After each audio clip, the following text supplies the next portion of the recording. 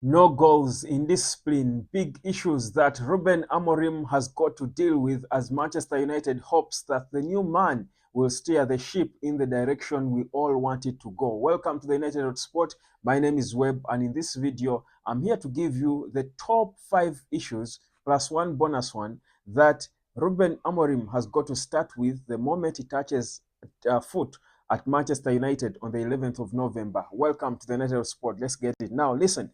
We all see the issues. I remember in the last 2 games already, we've seen the poor attitude of one of our, should be most important players because this season he's our top scorer across all competitions in Alejandro Garnacho. Now, reigning player for the month of October, just voted, but his attitude is a biting example of the rot, the issues that Amorim has got to deal with. That's issue number one. The number one thing that Ruben Amorim has got to deal with the moment he touches down at Man United is the attitude of the players. And when you talk about attitude, it's broad because poor attitude results in indiscipline, and then the indiscipline at times gets into player power because you don't want to be cautioned for your indiscipline. You feel big, so that player power all cuts into the indiscipline, and then eventually, when the players feel they've got a lot of power, they start leaking things from the dressing room. That's a big issue that Ruben Amorim has got to deal with the moment he touches down at Manchester United if he's going to stamp his authority and realize any success as head coach of the team. That's one important thing. We saw Casemiro was actually shouting against Leicester City.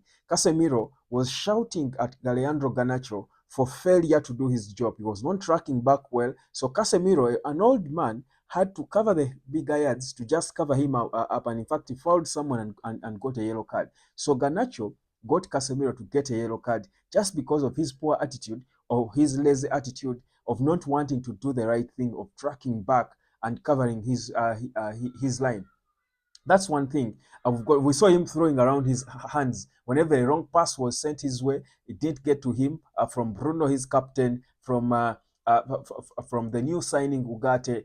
This boy was just throwing around his arms, and everyone was saying, what's wrong? He was not in the game. His body language alone was wrong for the entire game, and that's why I blame Ruud van Nistelrooy for not pulling off Alejandro Garnacho in the game last night. But that's one thing that the new boss has got to deal with. The other thing he has got to deal with is the playing style. Now, playing style has been an issue from the time Sir Alex Ferguson left Man United. We've failed to create an identity, a playing style. But it has, I think, become clear now that for you to create a playing style with these Man United players, you've got to teach them football.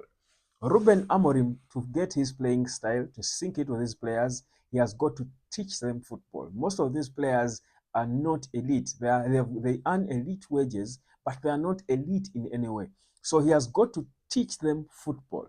Good enough, he's coming in as a head coach, not as a manager. There is a big difference in terms of roles, in terms of KPIs for a head coach and for a manager. Now, he has got to teach, for example, Garnacho has got to be taught when to release the ball.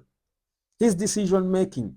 He doesn't know when to release the ball, when to shoot, when he should be playing his teammates. He has got to be taught that, and it's the job of Ruben Amorim. Amorim has got to improve the technique of a 27-year-old Marcus Rashford. Clearly, he could have scored against Chelsea, but because of the lack of technique, which should be taught probably. But at this point, when you're 27, you're in the evening, you're beginning to go in the evening of your career as an outfield player. It's probably impossible for you to be taught a new thing, more so by someone who is just 11 years older or 12 years older than you. So it's going to be difficult, but he has got to do that. He has got to teach football, and that's why Ineos are planning to give him mostly the youngins. The youngsters are the ones he will focus on because they are teachable. They are teachable. They have not, yet gotten rotten. They are teachable. So that's another thing. The other thing that the new boss has got to do is after teaching these kids football, teach them how to be consistent. Consistency takes commitment, and if you're not committed to your club, if you're not committed to doing the right thing every day you do the right thing. If you're not committed to that, you are not going to be consistent. It takes commitment for you to wake up today at the same time, do the right thing, come back tomorrow, same time, do the right thing, wake up the next day, same time, do the right thing, put in the hard yards. It takes commitment. Now, these Man United players are not committed clearly to the project. They are just doing jobs, making money, earning money. They are not, and in that way, they can never be consistent. But also, commitment cuts into the passion. If you're passionate about something, you will be committed to it. You get a feeling that most of these Man United players are not as passionate. The only clearly passionate player you see in this team is Bruno Fernandes. And that's why, even when he has a bad game, the fact that you're committed and passionate does not mean that the right things you commit to do will come out right every time. But at least you show the desire, you're trying, you're putting in every effort to do that. And people see it. These players have got to be consistent, but first they need to be committed and passionate. That is the job of Ruben Amorim, to get that out of them on the training ground. How easy is it going to be? It can never be easy.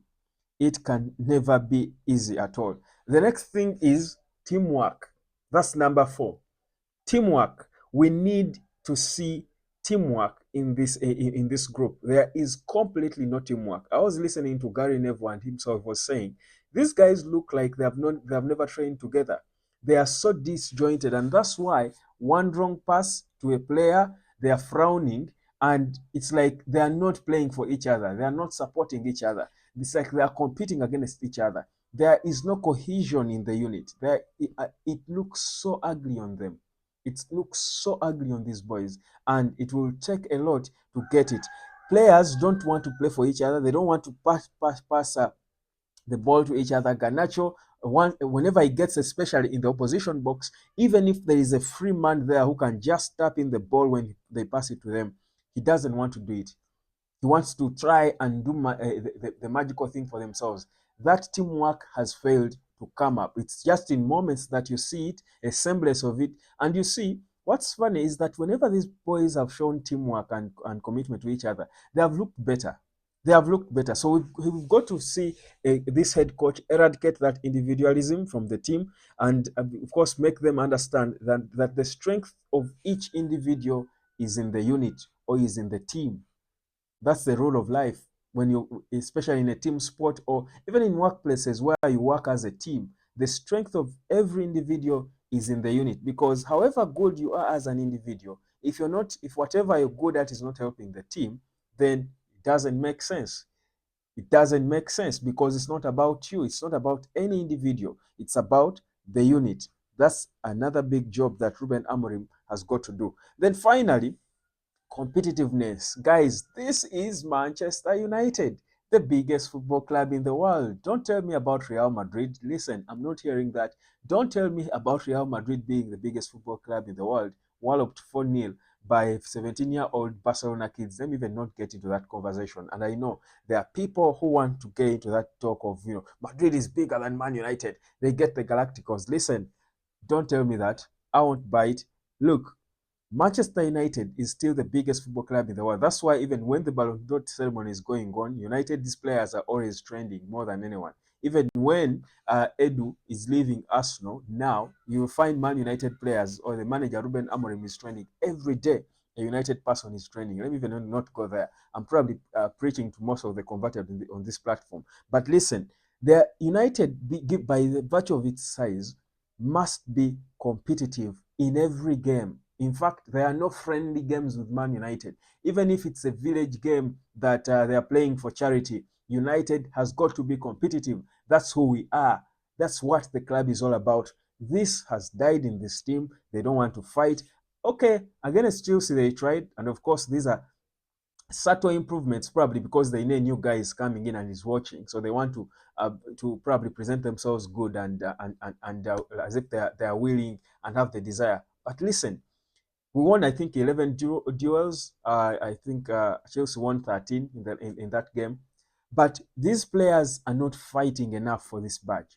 They are not competitive enough. They are not as physical, as robust as they should be. Their intensity, is not consistently there. They can have moments where they step it up and then they capitulate and look subdued by the opponent. That is not Man United. Man United is supposed to be competitive.